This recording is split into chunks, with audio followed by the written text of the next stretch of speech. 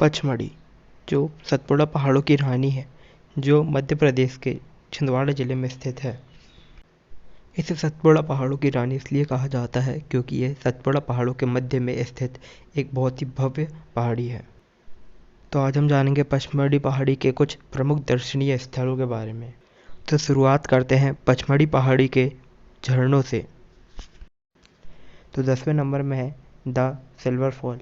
यह झरना पचमढ़ी शहर से 2 किलोमीटर की दूरी में स्थित है। यह झरना को राजा प्रताप झरना भी कहा जाता है। यह झरना 107 मीटर ऊंचे पहाड़ से नीचे गिरता है, जो दिखने में बहुत ही भव्य होता है। अब 9वें स्थान में द अप्सरा विहार झरना है। यह झरना 30 फीट की ऊंचाई से गिरता है, जो दिखने में बहुत भव्य होता है।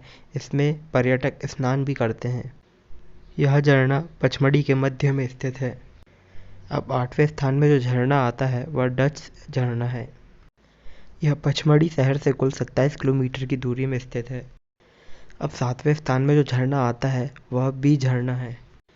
यह झरना पचमढ़ी शहर से 4 किलोमीटर की दूरी में स्थित है, जो 35 मीटर के ऊबड़-खाबड़ पत्थरों वाले इलाके से होते हुए आता है। अब 6वें स्थान में जो स्थल है वह जटाशंकर टेम्पल है, जिसे जटाशंकर गुफा भी कहा जाती है। इस गुफा में भगवान शिव की शिवलिंग स्थित है। यह गुफा पचमढ़ी शहर से कुल 6 किलोमीटर की दूरी में स्थित है।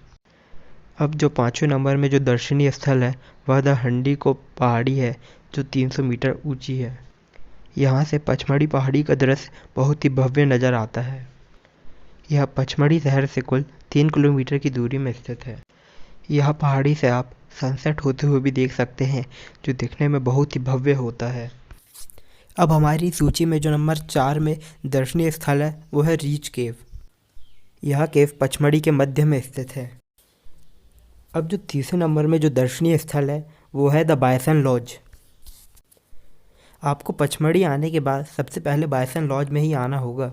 यह लॉज से आप एक जीप बुक कर सकते हैं, जिसकी कॉस्ट 900 रुपीज़ है विथ गाइड के साथ। साथ ही आप यहाँ से स्कूटी भी ले सकते हैं पचमढ़ी घूमने के लिए, जो 200 रुपये में आपको मिल जाएगी। यह बायसन लॉज में आपको पचमढ़ी में पाए जाने वाले प्राणियों के मॉन्यूमेंट भी देखने को मिलेंगे।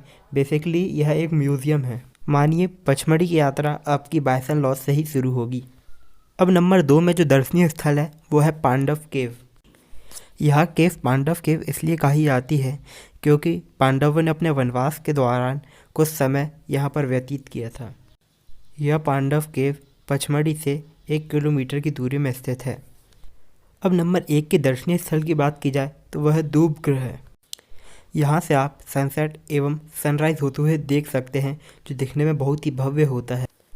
साथ ही में यहाँ से पचमढ़ी के बहुत सारे झरने भी दिखाई देते हैं। यह स्थल पचमढ़ी से 4 किलोमीटर की दूरी में स्थित है। अब ट्रांसपोर्टेशन की बात की जाए तो आपको पचमढ़ी जाने के लिए छिंदवाड़ा रेलवे स्टेशन, जो पचमढ़ी से 100 किलोमीटर की दूरी में है, साथ ही में जबलपुर रेलवे स्टेशन, जो पचमढ़ी से 150 किलोमीटर की दूरी में स्थित है। यह 2 रेलवे जंक्शन फ़िलहाल पचमढ़ी के बहुत नज़दीकी जंक्शन हैं। अब आप जबलपुर या छिंदवाड़ा रेलवे स्टेशन से उतरने के बाद आप टूरिस्ट बस ले सकते हैं, जो आपको पचमढ़ी पहुंचा देगी। नहीं तो आप एक रेंट में कार भी ले सकते हैं।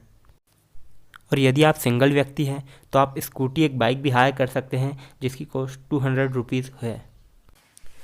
अब पचमढ़ी में रुकने के लिए आपको होटल की सुविधा पचमढ़ी में मिल जाएगी।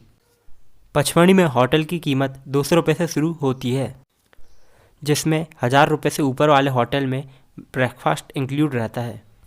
ऐसा ही आपको अलग अलग दर्शनीय स्थलों के बारे में जानना है तो हमारे साथ बने रहिए।